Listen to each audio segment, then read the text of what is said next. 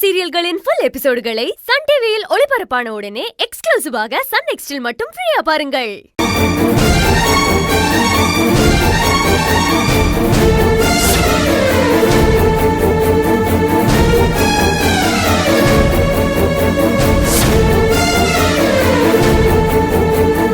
Adhisankari madam சொன்னது எனக்கு பிடிக்கல.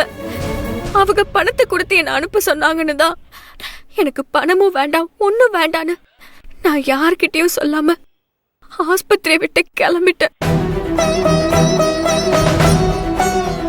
ஆட்டோல வரும்போதுதான் இந்த ரவுடி பசங்க என்னைய கடத்த பார்த்தாங்க. என்னோட தற்காப்புக்காக இவனுங்களை அடிச்சேன்.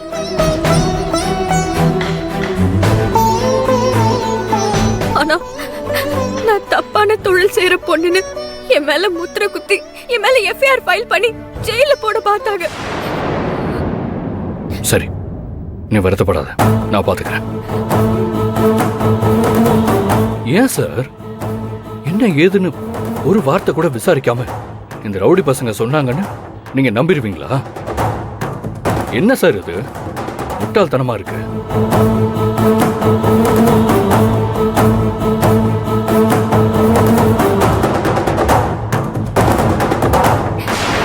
காயத்ரி எங்க தோட்டத்துல தான் வேலை பார்க்கறாங்க. இவ்வளோ நேரமா எங்க கூட தான் ஹாஸ்பிட்டல்லையும் இருந்தாங்க. எங்க அப்பாவை யாரோ கத்தியால குத்திட்டாங்கன்னு உங்களுக்கு தெரியும்ல.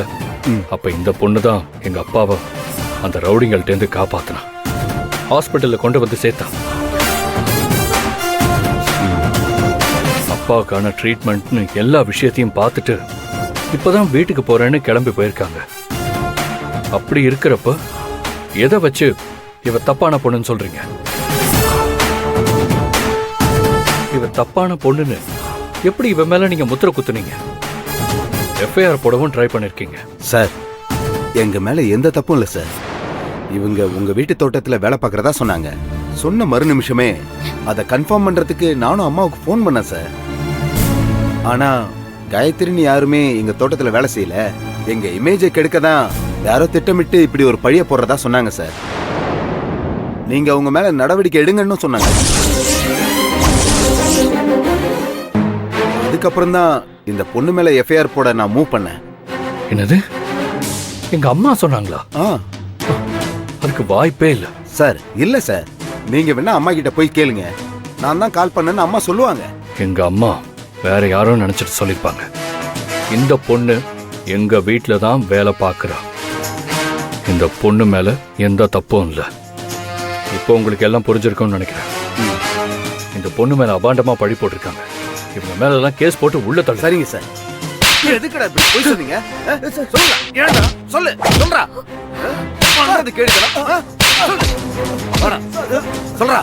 சார், இந்த பொண்ணை பத்தி தெரியாம போய் சொல்லிட்டோம் சார். இப்ப அவங்க பேசினதை கேட்டப்பதான் பாவம் நல்ல பொண்ணு மேல பழிய போட்டோன்னு மனசு கஷ்டமா இருக்கு சார். அந்த பொண்ணு சொல்றதெல்லாம் உண்மைதான் சார். அந்த பொண்ணு யாருன்னே எங்களுக்கு தெரியாது சார்.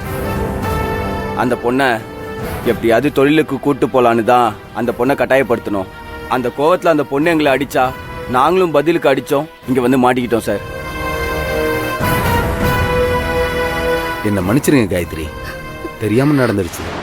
சார், என்ன மாதிரி அப்பாவி பெண்கள் மாட்டினா தயவு செஞ்சு இந்த மாதிரி நடந்துக்காதீங்க.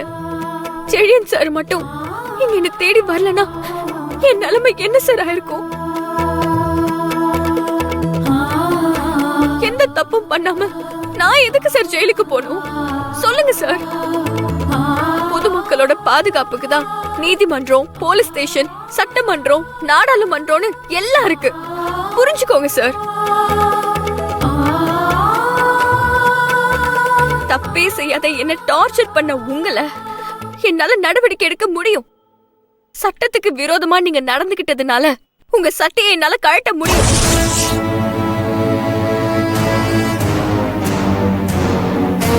ஆனா அந்த அளவுக்கு நான் போக மாட்டேன்.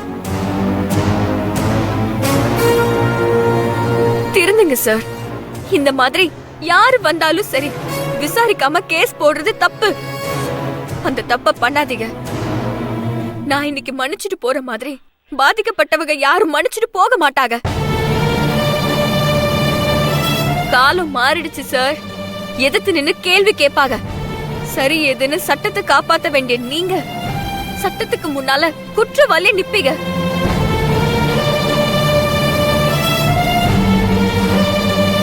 உங்கள மாதிரி போலீஸ்காரவங்களை நம்பிதான் பொதுமக்கள் நாங்க இருக்கோம். எங்க நம்பிக்கைய காப்பாத்துங்க சார். சார், இனிமேலாவது நேர்மையா நியாயமா உங்க டியூட்டியை பாருங்க.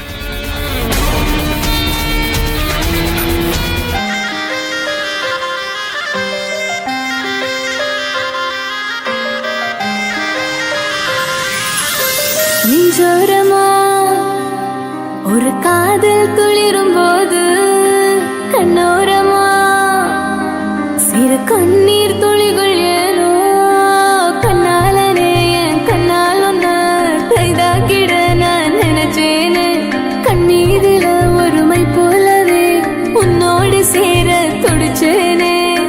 மனசுல பூங்காத்து நீ பார்க்கும் திசையில் வீசும்போது நமக்குன்னு ஒரு தேசம் அதில் இருவரும் சேர்ந்து ஒன்னா வாழ்வோம். கண்ணால கண்ணால என் மேல தீயா எரிஞ்சு போட்டா சொல்லாத சொல்லாத உள்ளுந்து ஏதோ கலவரம் புரிஞ்சு போட்டா. கண்ணால கண்ணால என் மேல தீயா.